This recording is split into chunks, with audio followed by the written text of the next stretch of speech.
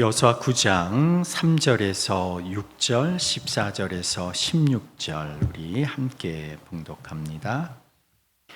여호수아 9장 3절에서 6절입니다. 히위 사람인 그본 주민들은 여호수아라는 사람이 여리고성과 아이성에 산 일을 듣고서 여호수아를 속이기로 결정하였다.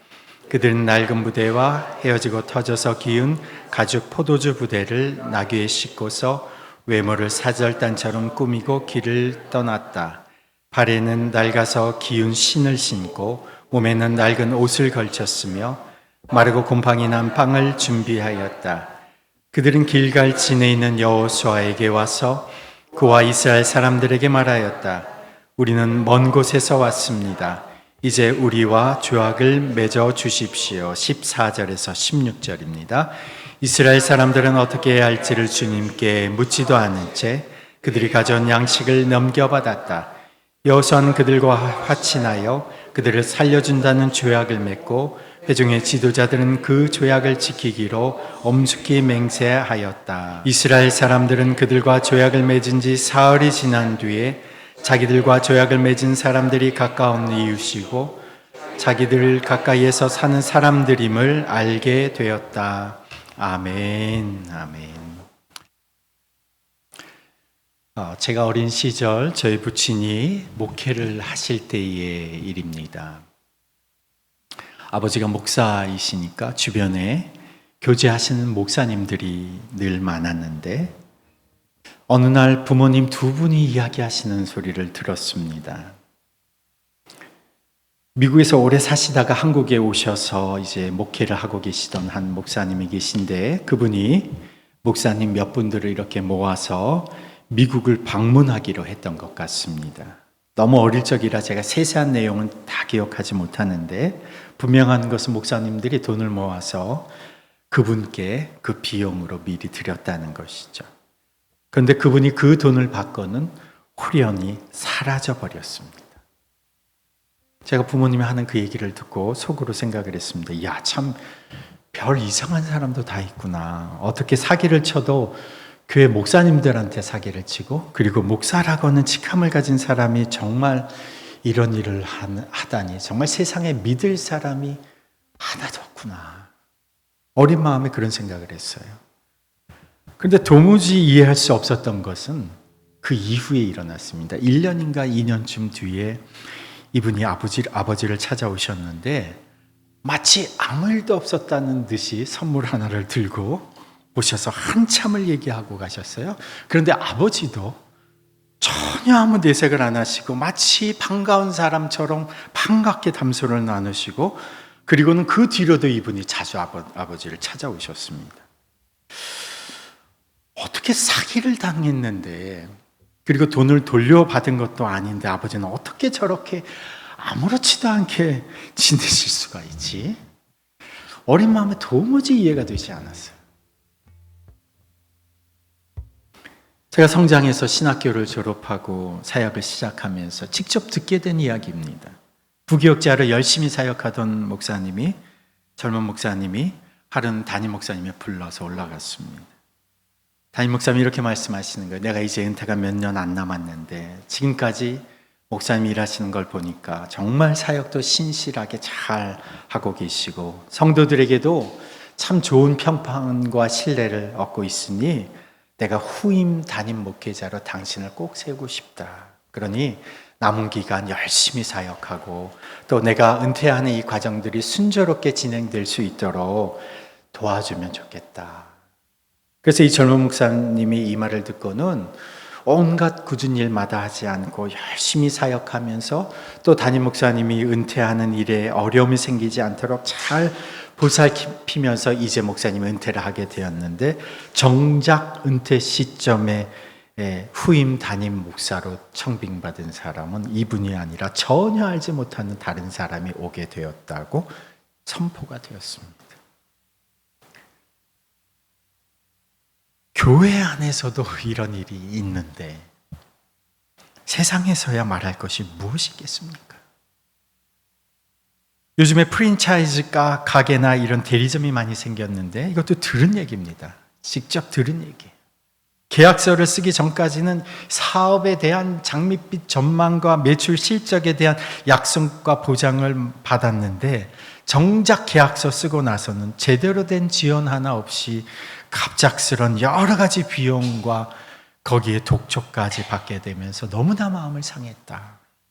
이런 일들이 비일비재합니다. 방송으로도 보도된 것을 제가 본 적도 있습니다. 앞에서 한 말과 뒤돌아서 한 말이 다른 경우가 너무 많습니다. 우리가 살아가는 세상은 속고 속이는 세상이라는 거죠. 우리가 그런 세상 속에서 살아가고 있다는 겁니다. 책에서 읽은 내용인데 게임 회사에서 개발자로 일하는 한 젊은 크리스찬 직원이 개발자가 목사님과의 상담 자리에서 이런 고백을 하였답니다. 자신이 고액 연봉을 받고 억대 연봉을 받고 지금 게임 회사에서 개발을 하고는 있는데 자신이 하는 일이 가만히 보니까 어떻게든 젊은 우리 청년들의 그 청각, 시각, 마음을 자극해서 어떻게든 게임의 이 밖으로 나가지 못하게 사람들 자꾸 이 안에 갇혀있게 해서 머물게 해서 그것을 매출로 연결시키는 이 일을 지금 자기가 하고 있다는 거예요.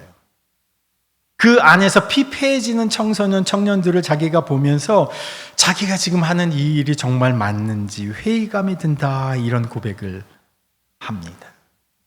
포장은 멋진데 겉은 그럴싸한데 실제는 온갖 속임수로 내용은 결국 돈이 목적인 경우가 대부분이라는 거죠. 한때 피로사회라고 하는 책도 나오고 이 말이 회자된 적이 있는데 지금 우리는 속고 속이는 불신사회를 살아가고 있습니다. 그러니까 사람들이 교회를 정할 때도 참 조심스럽습니다. 이번에는 안 속는다 결심한 사람처럼, 내가 지금까지 속은 게 몇 번인데 이런 심정처럼 쌍심지를 켜고 잘못된 건 없는지, 목사님이 이상한 건 아닌지, 교회 분위기가 괜찮은지, 헌금을 강요하는 건 아닌지 아주 열심히 살핍니다. 예전에 저희 교회 주일 예배 한번 참석하시고 나서 주중에 저를 찾아오셨어요. 목사님, 저희가 이 교회에 이제 출석하겠습니다. 그러십시오. 그리고 기도까지 해드리고 환영 인사까지 했는데 그 다음 주 주일날 오셨어요. 근데 그 주일 예배 때 어떤 광고가 나갔느냐? 우리가 곧 예배 장소를 옮기게 됩니다. 그때 우리가 과학상자에서 우리 더비채플 4층으로 옮기기 전입니다. 이제 옮길 때가 정해진 때죠. 그래서 계약은 해놨지만 아직 본 계약은 체결이 안 된 때에, 그래서 우리가 다음 달 어느 주일에 그것을 위한 헌금을 우리가 작정하고 하겠습니다.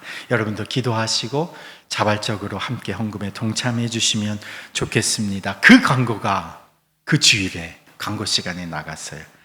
그 다음 주부터 그분이 연락이 끊겼습니다. 저도 연락을 안 드렸어요.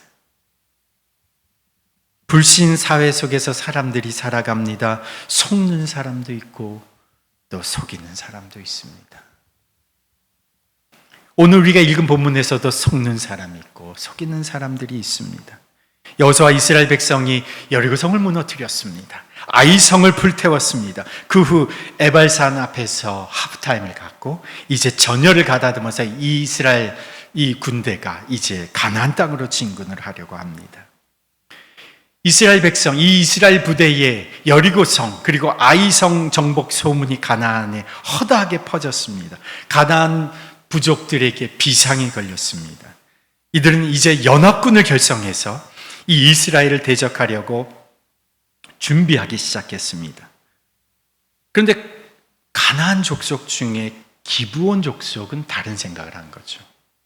이스라엘에 대적해서는 여리고나 아이성과 같은 사람들 신세가 될 것이라고 생각하고 이스라엘을 대적하는 쪽에 서는 것이 아니라 이스라엘의 편이 되는 쪽을 선택한 겁니다. 그래서 전략적인 화친을 청해 온 거죠. 6절 말씀을 다시 한번 보시면 6절 말씀 함께 읽습니다. 그들은 길갈 진에 있는 여호수아에게 와서 그와 이스라엘 사람들에게 말하였다. 우리는 먼 곳에서 왔습니다. 이제 우리와 조약을 맺어 주십시오. 기브온 족속은 가나안에 있는 토착 족속 중에서 아주 강성한 족속 중에 하나입니다. 여호수아 10장에 우리가 넘어서 이제 보면 이 기브온에 대한 언급이 나오는데, 기브온은 실제 왕은 없지만 마치 왕이 거주하는 큰 성과 같다고 표현되어 있습니다. 그리고 기브온 사람은 모두 용맹한 전사들이었다. 여호수아 10장 2절에 보면 이렇게 기록되어 있어요. 그 사람들은 그냥 찌질한 사람들이 아니라는 거예요. 가나안 족속 중에서 용맹한 전사들이고, 그들이 살고 있는 성은 왕의 도성 같은 성이었다. 그런데 이들이 화친을 청한 것이라는 거죠. 여호수아가 처음에는 잠시 경계심을 가졌습니다마는 기브온 사람들의 그 해진 옷, 다른 신발, 그들이 떠날 때 준비했다라고 하는 빵, 그들이 새 포도주에 담았다라고 하는 포도주 부대를 보고 그만 속아버린 거죠. 12절, 13절 말씀 읽어봅니다. 우리가 가져온 이 빵을 보십시오. 우리가 이리로 오려고 길을 떠나던 날 집에서 이 빵을 쌀 때만 하더라도 이 빵은 따뜻하였습니다. 그러나 보십시오. 지금은 말랐고 곰팡이가 났습니다.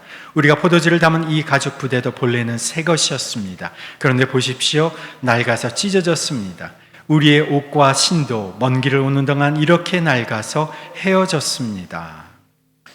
그들이 첫 번째 와서 고백하는 말이, 우리는 당신들의 종이 될 마음으로 이렇게 찾아왔습니다. 그들의 낮아진 태도와 말을 표현을 합니다. 오랜 여행을 한 것 같은 그런 행색으로 그들 앞에서 화친을 청하는 겁니다. 여기에서 여호수아가 실수를 범하죠. 아이성에서 묻지도 않고 3,000명을 몰려보내서 패배했던 때와 같이 여기에서 여호수아가 두 번째 실수를 저지르는 겁니다. 사람들이 속았다, 사기당했다 말합니다마는 사실은 우리 자신의 탐심과 욕심 때문에 속을 때가 많다는 겁니다. 내 안에 탐심과 자만이라고 하는 것에 내 눈이 가려져서 거짓과 속임을 보지 못한다는 거죠. 제가 예전에 이런 메일을 받은 적이 있어요.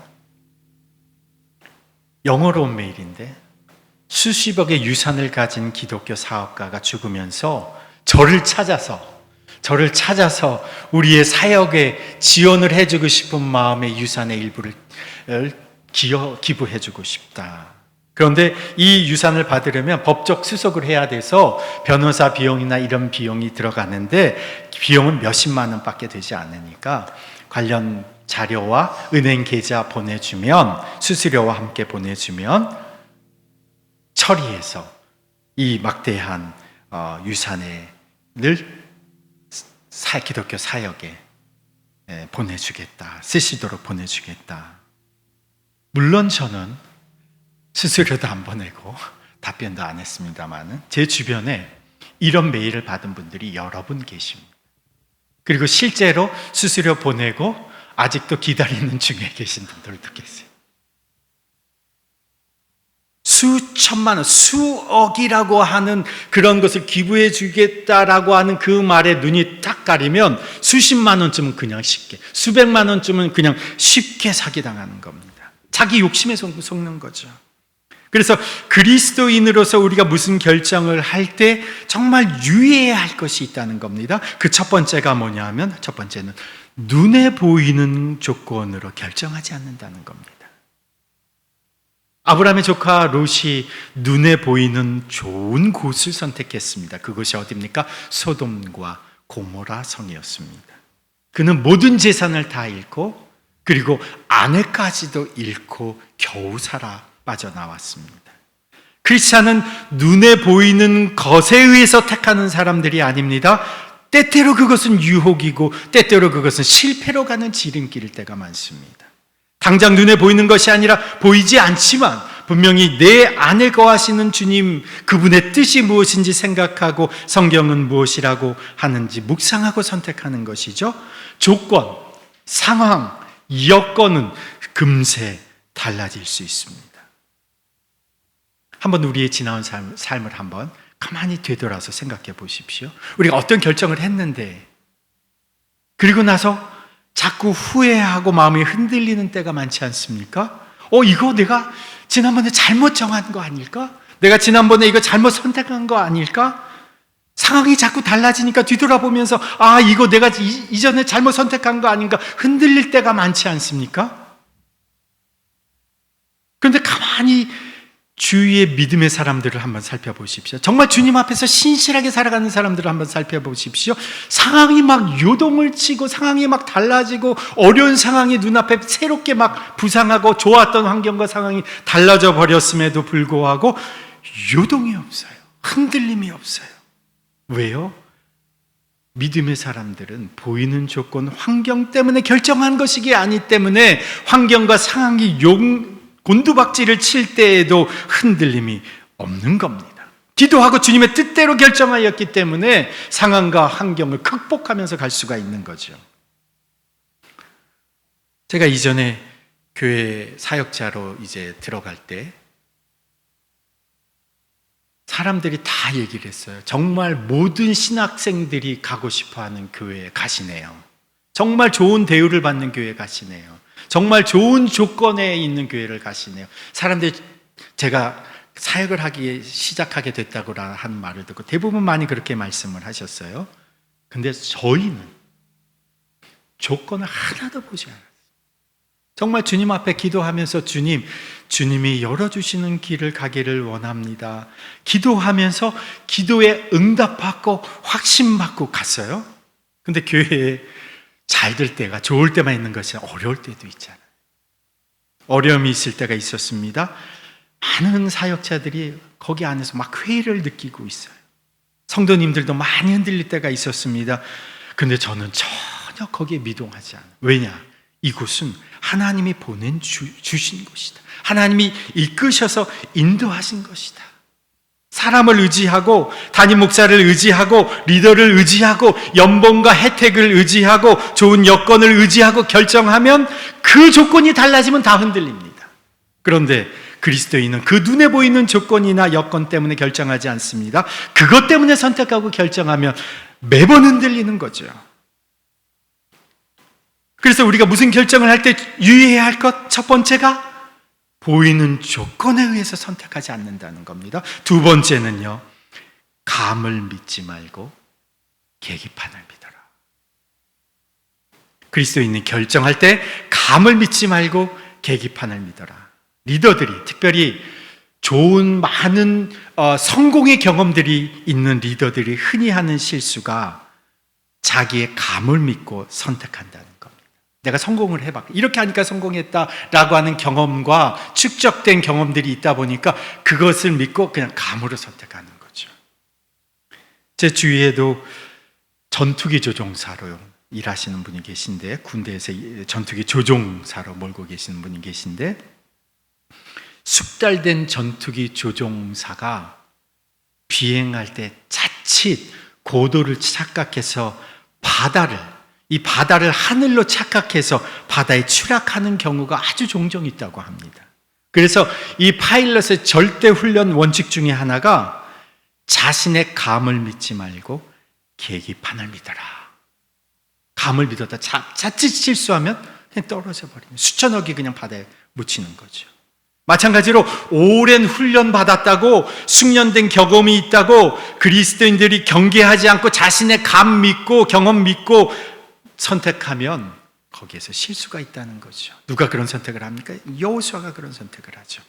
자신의 감을 믿지 말고 계기판을 믿어야 하는 겁니다. 우리의 가장 정확한 계기판이 무엇입니까? 하나님의 말씀입니다. 말씀의 계기판을 믿는 것이죠. 우리 인생의 정확한 계기판이 되시는 하나님의 말씀으로 분별하는 겁니다. 그래야 우리가 속지 않고 기만당하지 않고 매번 승리하면서 전진할 수가 있는 거죠. 또 하나 우리가 결정을 해야 할 때 그리스도인으로서 우리 마음에 명심해야 할 것, 꼭 묻고 죽게 확인하라는 겁니다. 근데 여호수아는 기브온과의 화친을 체결할 때에 주님께 묻지를 않았습니다. 이것이 여호수아가 실수한 아주 결정적인 실수죠. 14절, 15절 한번 읽어봅니다. 이스라엘 사람들은 어떻게 해야 할지를 주님께 묻지도 않 14, 15절 그들이 가져온 양식을 넘겨받았다. 여호수아는 그들과 화친하여 그들을 살려준다는 조약을 맺고 회중의 지도자들은 그 조약을 지키기로 엄숙히 맹세하였다. 잠언서 9장 10절에도 보면 여호와를 경외하는 것이 지혜의 근본이요 거룩한 자를 아는 것이 명철이니라. 지혜 있는 사람은 여호와를 경외하는 겁니다. 여호와를 경외하는 지혜자는 항상 주님께 묻는 사람입니다. 지혜로운 자는 하나님께 묻는 자입니다. 야고보서 1장 5절에도 너희가 지혜가 부족하거든 누구든지 모든 사람에게 후히 주시고 꾸짖지 아니하신 하나님께 구하라. 그리하면 주시리라. 결정에 앞서서 주님께 묻는 겁니다. 지혜를 구하는 겁니다. 그러면 주시리라. 어떤 질문으로 주님께 물어야 할까요? 내가 지금 결정하려고 추구하는 이것이 말씀의 계기판을 제대로 따르고 있는 걸까요? 주님이 이 결정이 나와 주님과의 관계에 유익이 되는 결정일까요? 주님, 이것이 하나님의 인도하심 속에 이루어지는 일입니까? 라고 묻는 거죠. 그리고 주님 안에서 무엇을 주실 때까지 내 안에 확신과 평안을 주실 때까지 충분히 기도하며 묻는 겁니다. 그리고 내 안에 확신과 평안을 주시면 그것을 믿음의 동역자들과 나누고 다시 한번 그들 안에서 함께 확인하고 그리고 나서 믿음으로 그 길을 가는 겁니다. 그리스도인은 무엇을 결정할 때 보이는 조건으로 결정하지 않습니다. 감으로 결정하지 않고 계기판을 따릅니다. 꼭 묻고 확인하고 확신을 갖고 결정하는 겁니다. 그래야 어떤 결정을 해도 상황은 수시로 바뀌지만 되돌아보면서 늘 후회하는 인생이 아니라 상황과 환경에도 불구하고 그것을 뚫고 나갈 수가 있는 겁니다. 때로 그것이 100% 온전한 결정이 아니어도 이렇게 순전한 마음으로 주님 앞에 묻고 말씀의 계기판을 따라서 결정하는 사람의 결정을 하나님께서 어떻게 합력하여 선으로 이뤄가시는 겁니다. 오늘 본문의 그 내용은 이렇게 마무리가 되면 딱 좋을 것 같은데 저는 말씀 보면서 한 가지가 더 묵상한 부분이 있어 그걸 좀 더 나누려고 합니다. 오늘 이 본문을 우리는 지금 여호수아와 이스라엘의 관점에서 살펴보았는데 이 본문에서 중요한 선택, 중요한 결정을 한 사람들이 또 있다는 거죠. 바로 기브온 사람들입니다. 앞에서도 제가 언급을 했지만 이들은 가나안의 유력한 족속입니다. 그들의 성은 가나안에 있는 성 중에 5개 안에 들어가는 큰 성이었어요. 그들은 모두 용맹한 전사라고 했습니다. 지금 이 가나안 족속은 모든 가나안 족속이 연합해서 이스라엘과 전쟁을 벌이기로 결의한 상태에서 그들은 거기에 끼지 않겠다고 결정을 한 겁니다. 왜 기브온 족속은 다른 선택을 한 것일까요? 그것을 우리가 9절에서 보면 9절 한번 말씀을 보시면 9절, 10절, 11절 말씀 그들이 왜 그런 선택을 한 것일까? 9절, 10절, 11절 말씀 함께 읽습니다. 그들이 여호수아에게 대답하였다. 종들은 주 하나님의 명성을 듣고서 아주 먼 곳에서 왔습니다. 우리는 주님께서 이집트에서 하신 모든 일을 들었으며 또 주님께서 요단강 동쪽 아모리 사람의 두 왕, 곧 헤스본 왕 시온과 아스타스렛에 있는 바산 왕 옥에게 하신 일을 모두 들었습니다. 그래서 우리 땅에 살고 있는 장로들과 모든 주민이 우리를 이리로 보냈습니다. 우리 기브온 주민은 종이 될 각오가 되어 있다는 것을 말씀드리고 우리와 평화조약을 맺어달라는 부탁을 하려고 길에서 먹을 양식을 준비해 가지고 이렇게 왔습니다. 그들이 그렇게 결정하는 데 있어서 하나님께서 이스라엘 통해서 지금 하시는 일을 자신들이 막을 수 없다는 것을 인정하는 겁니다. 그들이 지금 여기 언급한 요단강 동쪽에 있는 바산 왕 옥과 헤스본 왕 시혼, 가나안에 있는 족속, 어느 족속, 그리고 자기는 기브온 족속, 그 어느 용사보다도 가장 강력했던 당시 요단 동쪽의 두 족속이어서 그들을 전멸시켰다는 소식을 듣고는 이거는 이스라엘이 지금 이 가나안을 정복해오는 이 전쟁을 자신의 힘으로는 막을 수 없다는 것을 깨달은 겁니다. 지금 이 기브온의 족속들의 이 고백이 무엇과 연상이 됩니까? 여러분, 이스라엘 백성 2명의 정탐꾼을 가나안에 미리 보냈을 때에 라합이 이 2사람의 정탐꾼에게 한 얘기와 굉장히 비슷합니다. 우리는 요단 동쪽에서 하나님이 여러분을 통해서 하신 일들을 들었습니다. 하나님이 이집트 땅에서 어떻게 여러분을 인도하여 내시는지를 들었습니다. 그 얘기를 듣고 우리는 간담이 서늘해졌고 우리는 패배감에 사로잡혀 있습니다. 그 하나님을 나의 하나님으로 모시기 원합니다. 라합이 고백하면서 여러분이 나한테 들어오셨을 때 나를 기억해 주십시오. 우리 가족을 구원해 주십시오. 라고 고백을 하지 않았습니까? 이 지금 기브온의 고백이 거의 그 라합의 고백과 유사합니다. 그들은 이제 이스라엘의 적, 대적이 아니라 이스라엘 편에 서기로 작정한 거죠. 비록 속임수를 썼으나 그들이 진정 원했던 것은 우리는 이스라엘의 편, 하나님의 편에 속해서 살아가겠다. 하나님의 대적의 편에 속해서 죽는 인생이 아니라 하나님 편에서 살아가는 쪽을 선택할 것이다. 그래서 그들이 여호수아와 지도자들에게 화친을 청하고 여호수아가 그들에게 맹세하고 지도자들이 그것을 인준해 주었기 때문에 그들은 이스라엘 백성 안에서 살 수 있게 된 겁니다. 물론 종으로 일평생을 살게 되었습니다마는 그때부터 그들은 이스라엘 속한 사람들이 된 거죠. 어떤 일을 하게 되었느냐? 9장 26절, 27절 함께 읽습니다. 여호수아는 그들을 보호하기로 결정을 내리고 이스라엘 사람들이 그들을 죽이지 못하게 하였다. 바로 그날로 여호수아는 그들을 회중을 섬기고 주님의 제단을 돌보는 종으로 삼아 나무를 패고 물을 깃는 일을 맡게 하였다. 그들은 오늘까지 주님께서 택하신 곳에서 그 일을 하고 있다. 그들이 허드렛 일을 하는 종으로 이스라엘 안에서 살게 되었다는 겁니다.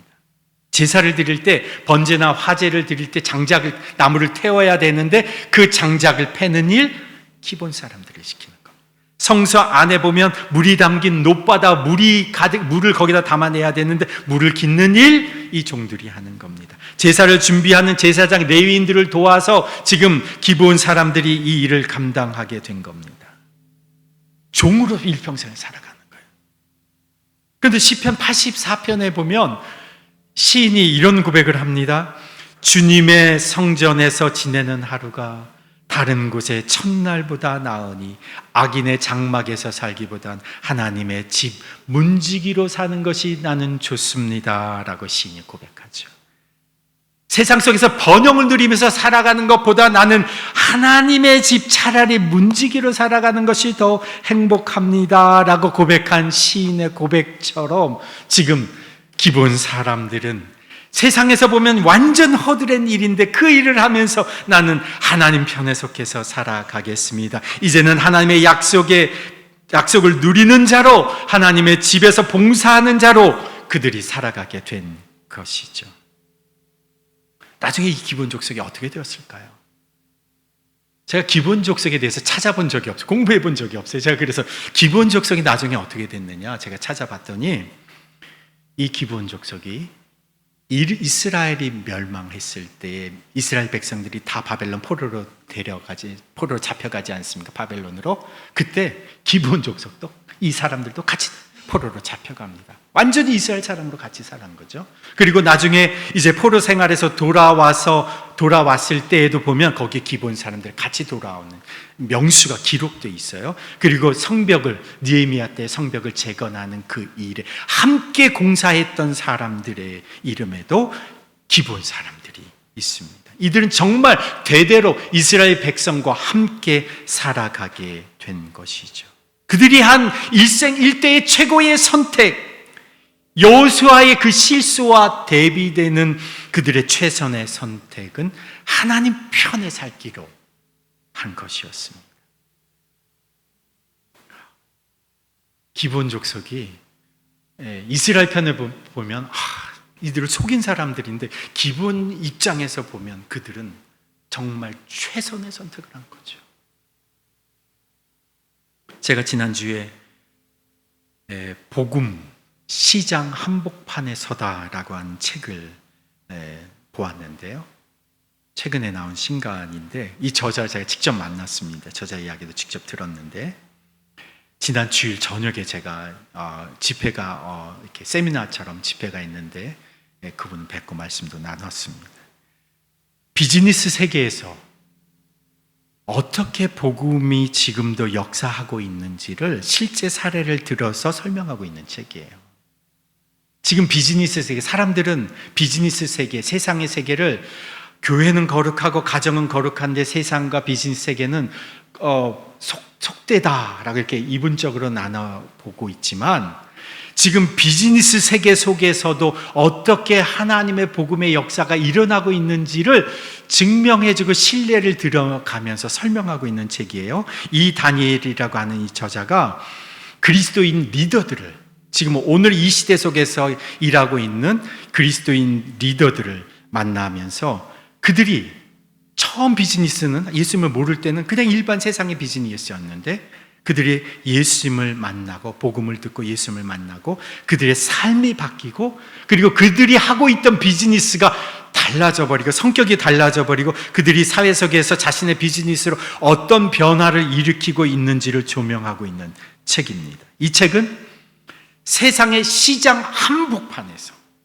자본주의 세상 한복판에서, 비즈니스 속고 속이는 그 세계 한복판에서 하나님의 편에 서기로 작정한 한 사람이 있으면 어떻게 하나님의 복음이 비즈니스 세계에서도 일어나고 있는지를 증명해 주고 있는 책이에요.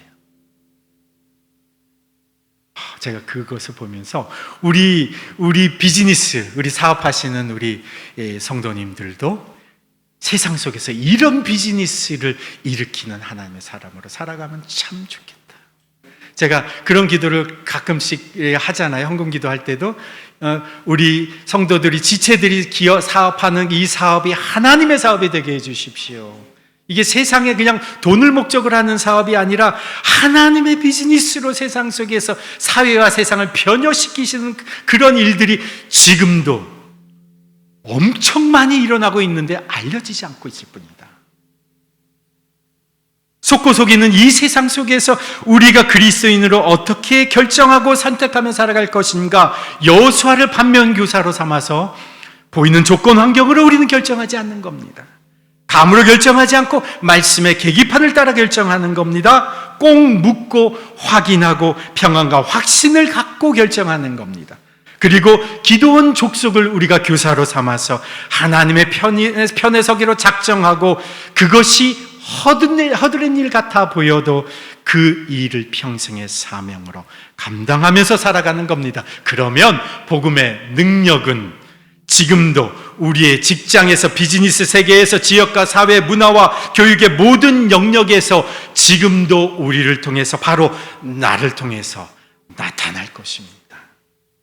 하나님 아버지, 우리가 수많은 결정을 하고 나서 돌아보면 후회할 때가 얼마나 많은지 모릅니다. 내 마음대로, 내 생각대로, 내 감정대로, 내 판단대로 상황과 환경에 따라 결정한 때가 얼마나 많은지 모릅니다. 주님 앞에 회개합니다.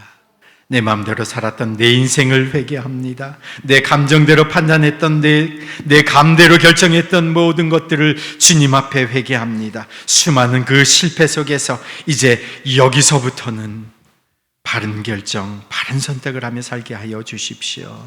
이제는 더 이상 상황과 환경에 의거하여 살지 않게 하시고, 내 경험과 판단을 기준으로 삼지 않게 하시고, 오직 말씀의 계기판을 기준으로 삼아 결정하고 선택하게 하옵소서. 묻지 않고 내 마음대로 결정한 일이 없는 참된 지혜자로 살게 해 주십시오. 그리고 무엇보다도 하나님 편에 서기를 작정하고 결단하며 사는 우리 인생 되게 하여 주옵소서. 그리하여 오늘도 이 시대 속에서 가정과 교회, 비즈니스와 이 세계, 사회, 문화, 예술, 교육, 스포츠, 이 모든 인생의 영역에서 복음의 능력이 나타나는 것을 경험하게 해 주옵소서. 주여, 이 지역과 사회 속에 주의 복음의 능력이 나타나는 것을 보게 하여 주십시오. 무엇보다도 우리가 그 도구로 쓰임받게 하여 주십시오. 비록 허드렛 일처럼 보이는 것일지라도 주님께서 맡겨주신 것에 소명을 가지고 살아가는 우리가 되게 하여 주옵소서.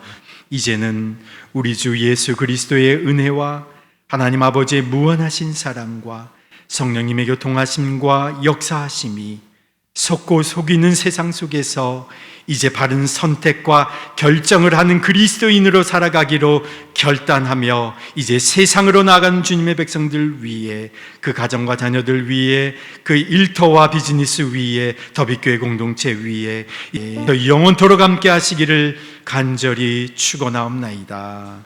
아멘.